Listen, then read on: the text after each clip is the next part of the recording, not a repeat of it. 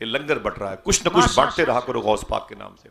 और इसकी खबर गौस पाक को इतनी है, सिलसिले कादरिया के बड़े अजीम बुजुर्ग हैं शेख अबुल मुआली कादरी, लाहौर शहर में इनकी मदा शरीफ है।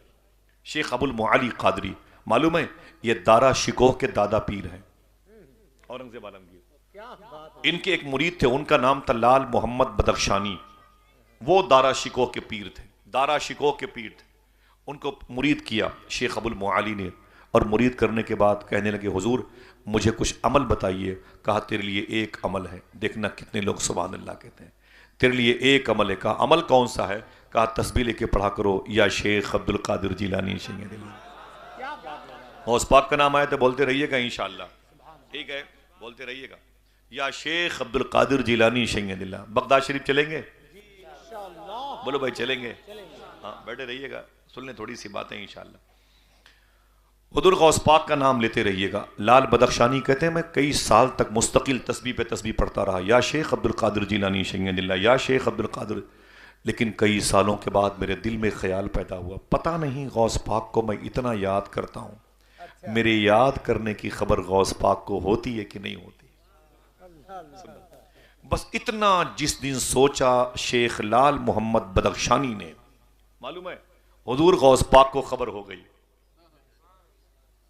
जैसे सोचा खबर हो गई। सोचने के बाद खाना खाया, इशा की नमाज पढ़ी, सो गए। जैसे सोए ख्वाब में हुजूर गौस पाक तशरीफ लाए। लाहौर से बगदाद का फासला कितना है आप मैप के जरिए से देख सकते हैं। वैसे ही सरकार गौस आजम सरकार ख्वाब में तशरीफ लाए, और लाल मोहम्मद बदख्शानी कहते हैं मैं एक रेगिस्तान की जमीन पर खड़ा था और बगैर टोपी के खड़ा था, मेरे सर पे मेरी टोपी नहीं थी, और सामने हुजूर गौस पाक तशरीफ लाए। मैंने सलाम किया और कदम बोसी फरमाई।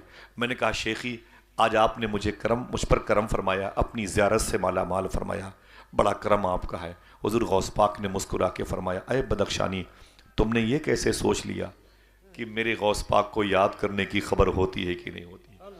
देखना कितने लोग सुभान अल्लाह कहते हैं। सुन बदख्शानी, जब तक मैं तुझे याद नहीं करता तू मुझे याद नहीं करता है। क्या बात है, सुभान अल्लाह, सुभान अल्लाह, वाह वाह।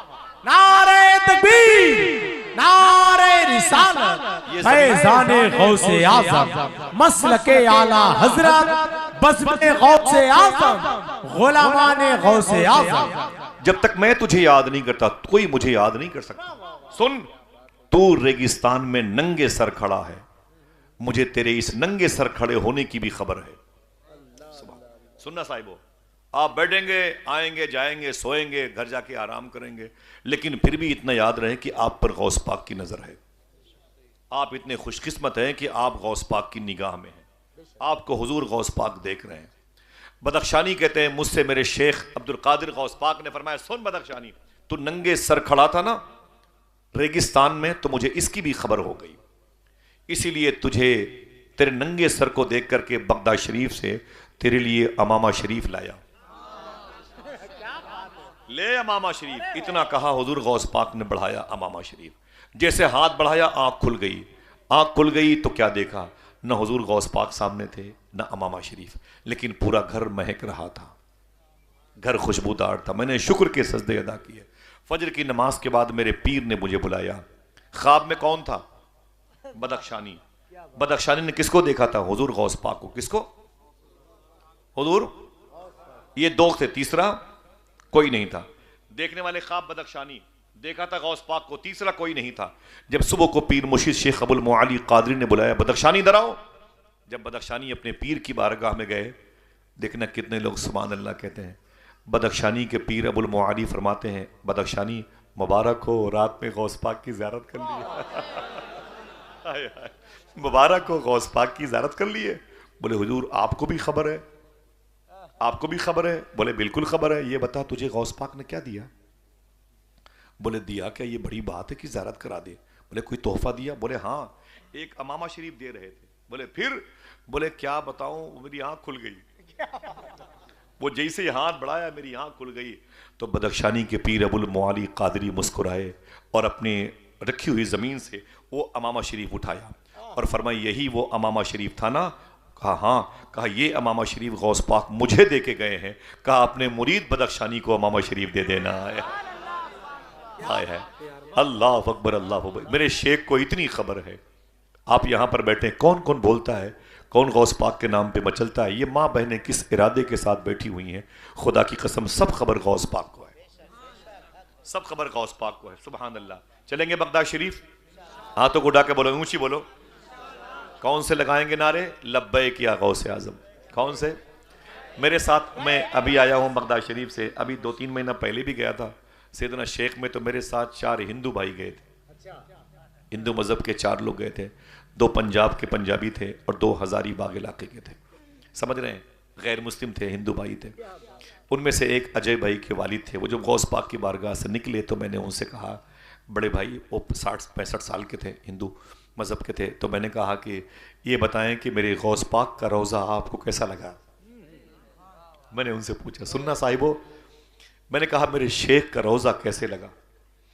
तो मालूम है क्या बोले? बोले, आसिफ भाई, जैसे मैं अंदर गया गौस पाक के रोज़े पर मैंने सलाम किया, फिर वो कहते हैं मैंने गौस पाक की जाली शरीफ पकड़ ली और मैंने कहा, या शेख अब्दुल कादिर जिलानी, मुझे नहीं पता मैं क्यों पैदा हुआ हूं। देखना कितने लोग सुभान अल्लाह कहते हैं, मुझे नहीं पता मैं क्यों पैदा हुआ हूं, जमीन पर क्यों आया हूं, मुझे उसका इल्म नहीं, लेकिन आज मैंने आपके दरबार को देखा है, बस दिल से आवाज आई, बस आप ही को देखने के लिए पैदा हुआ था। अल्लाह अल्लाह। मेरे इमाम ने क्या कहा? लगता है तसव्वुर में हसासियत की शायरी है, इस्तियाराती जबान है। जब मेरे इमाम ने इस किस्म की बातें सोची होंगी, बदअकीदों के अकवाले जो है बद सोचे होंगे, तो मालूम है कलम को मेरे इमाम ने डायरी पर रख दिया होगा, दाहिने हाथ की हथेली को अपनी पेशानी पर मारा होगा 100 साल पहले, और कहा होगा, सितम कोरी वहाबी राफजी की कि हिंदू तक तेरा कायल है या गौस।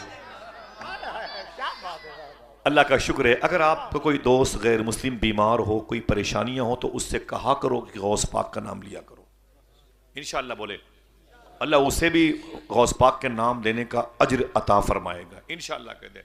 सरकार गौसे आजम के अब्बू की उम्र थी, जवानी की, शादी नहीं हुई, इनका नाम था शेख मूसा जंगी दोस्त। अगर कोई पूछे आपसे कि गौस पाक के अब्बू का नाम क्या था, क्या बताएंगे? आवाज नहीं आई भाई सबकी? शेख मूसा जंगी दोस्त, ऊंची बोले, शेख, बरकत के लिए बोलो, शेख। इनके अब्बू का नाम था शेख अब्दुल्ला, वो बेटे थे शेख यहिया जाहिद जिलानी के, वो शेख मोहम्मद जिलानी के, वही सिलसिला मूसा जोन अब्दुल्ला महज से होता हुआ इमाम हसन तक पहुंचा है, समझ रहे हैं। हुजूर गौस पाक के अब्बू का नाम था शेख मूसा जंगी दोस्त। मैंने इनकी मज़ार शरीफ पर हाजिरी दी है, ईरान में पहाड़ी पर। वो शादी नहीं हुई थी और बगदाद शरीफ जीलान में टहल रहे थे। बड़ी मशहूर बात है, सुन लें रिवर्स करके, आसान समेट कर बात आगे बढ़ाऊंगा।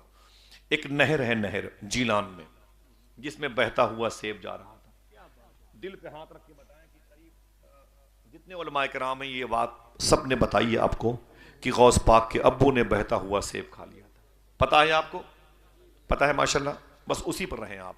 एक बहता हुआ सेब खा लिया तो दिल में एहसास हुआ कि बगैर पूछे ये चीज़ हमने इस्तेमाल कर ली। हमारे यहाँ क्या है, लोग चल रहे हैं तो मूंगफली उठा के खा लेंगे, जामुन उठा के खा लेंगे, नमक पारा उठा के खा लेंगे, समझ रहे हैं आप? ये गलत है, शरीयत के खिलाफ, ये शरीयत के खिलाफ है। सरकार तेग अली शाह रहमतुल्लाह तआला अलैह की बारगाह में मैं परसों था, उधर नरसों इटासी के करीब आगे था, दानापुर पटना में।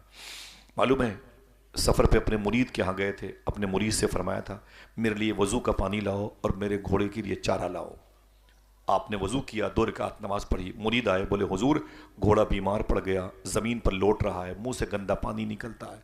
तेग अली शाह सरकार फरमाते हैं, सुरकाही शरीफ मुजफ्फरपुर पटना ज़िले, पटना में है, मुजफ्फरपुर ज़िले बिहार में। फरमाते हैं क्या हुआ? कहा हुजूर आपका घोड़ा बीमार पड़ गया, ज़मीन पर लोट पोट रहा है। तेग अली शाह सरकार दौड़ के गए, देखा तो घोड़े के मुंह से गंदा पानी आ रहा था।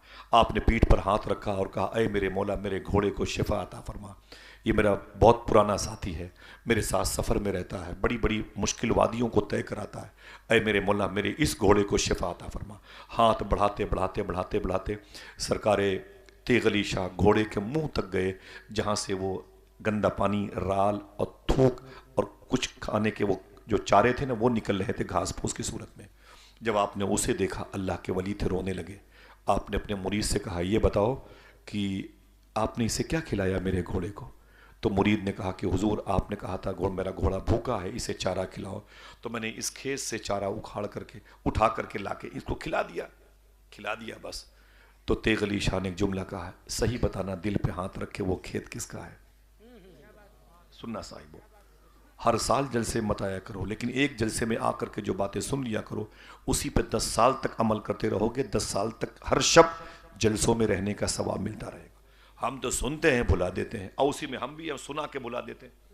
जलसे वाले हमें किराया बेचते हैं, हम नहीं पहुंचते, फिर ये कहते हैं कि मौलाना मुबारक साहब कि भाई किराया वापस कीजिए। हम कहते हैं कि हमारी इंसल्ट ही कर रहा है। ये भी तो हराम है ना भाई, उसूल है, गलत है। इसी यही वजह है इख्तलाफात बहुत ज़्यादा हो चुके। अल्लाह हमें हलाल खाने की तौफीक अता फरमाए, आमीन कहो इंशाअल्लाह। मालूम है तेग अली शाह सरकार फरमाते हैं, ये बताओ वो खेत किसका है। उसने कहा खेत तो हमारे गांव के एक साहब का है। तेग अली शाह ने रो के कहा था, सही बताना तुमने क्या उस खेत के मालिक से बगैर पूछे हुए चारा उठा लिया। तो गुलाम ने कहा हुजूर टाइम नहीं था उससे पूछने का।